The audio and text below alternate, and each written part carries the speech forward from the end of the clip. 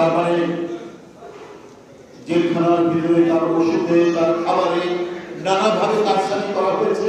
তিনি যখন ধীরে ধীরে ক্ষয়ে ক্ষয়ে তিনি নিঃশেষ হয়ে মৃত্যুর মধ্যে ঢলে পড়েন, সেই ব্যবস্থাটা সেদিন করা হয়েছে। তৎকালীন সরকারে যারা ছিলেন তারা সেই কাজটা করেছে। এই কারণে আমি বলি এটি একটি পরিকল্পিত হত্যাকাণ্ড। দেশের যুবক খালেদা জিয়া এই ব্যক্তি, তাকে মৃত্যুর দিকে ফেলে দেওয়া হয়েছে চক্রান্ত করে ষড়যন্ত্র। এইরকম যে কথা সত্যতা বলছে, সজ্জন মানুষ, মৃদুভাষী মানুষ, স্বল্পভাষী মানুষ। আমরা দেখেছি কোন কোন রাজনীতিবিদ প্রচন্ড কটূক্তি করছেন তাকে, যারা যিনি তাকে প্রতিপক্ষ মনে করতে কটূক্তি করছে, বাজে কথা বলছে, নানাভাবে হেনস্থা করছে, কিন্তু তার পাল্টা হিসেবে তিনি একটাও অসাধারণ কথা বলেন। তার সাংস্কৃতিক উচ্চতা এত বেশি ছিল, এত উপরে ছিল যে সেখান থেকে তিনি কখনোই নেমে আসেননি সাধারণ স্তরে। নেমে এসে পাল্টা তিনি কোনো কথা বলেন, এটাই হচ্ছে।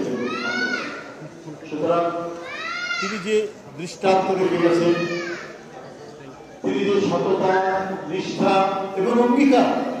রাজনীতি মানেই তো হচ্ছে, এখনকার মানুষ মনে করে যে যে ব্যক্তি কথায় কথায় বরখেলাপ করে কথা, সেই করে রাজনীতি। এই দেশে এমন একটি মাত্রা তৈরি করেছিলেন দেশের যুবক খালেদা জিয়া, যে না, রাজনীতি মানে হচ্ছে জনগণের কাছে যে অঙ্গীকার করব সেই অঙ্গীকার থেকে বাস্তবায়ন করে রক্ষা। এটা একটা অসাধারণ দৃষ্টান্ত বাংলাদেশের সকল রাজনীতিবিদের জন্য, এবং অনাগত ভবিষ্যতে নতুন যে রাজনৈতিক প্রজন্ম তৈরি হবে, রাজনীতিবিদ তৈরি হবে, তাদের কাছেও এটি একটি দৃষ্টান্ত থাকবে। ইতিহাস ঘেটে তারা দেখবে যে একজন মানুষ যিনি রাজনীতি করতে গিয়ে বাবরঙ্গের কথা বলেননি, মিথ্যা অঙ্গীকার করেননি, অসত্য ওয়াদা করেননি, যা বলেছেন সেটাই করার চেষ্টা করেছেন। হিন্দু খ্রিস্টান বৌদ্ধ কমিটি আয়োজিত এই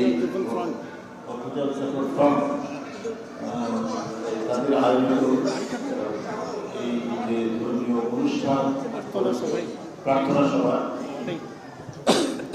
মহালক্ষ হয়েছে প্রার্থনা সভা যারা আয়োজন করছেন, এই ফ্রন্টের নেতৃত্ব দিচ্ছেন দীর্ঘদিন ধরে, বিশেষ করে আমার ভাতিজি এবং তার সাথে যারা আছে এখানে, আমি তাদের নাম বলেছি, আমি তাদের প্রত্যেকের প্রতি কৃতজ্ঞতা জানাচ্ছি। তারা হৃদয় থেকে, হৃদয়ের একেবারে অন্তঃস্থল থেকে নেত্রীর প্রতি তাদের যে ভালোবাসা, তাদের যে অকুণ্ঠ সমর্থন, এটা ভুলবার মতো।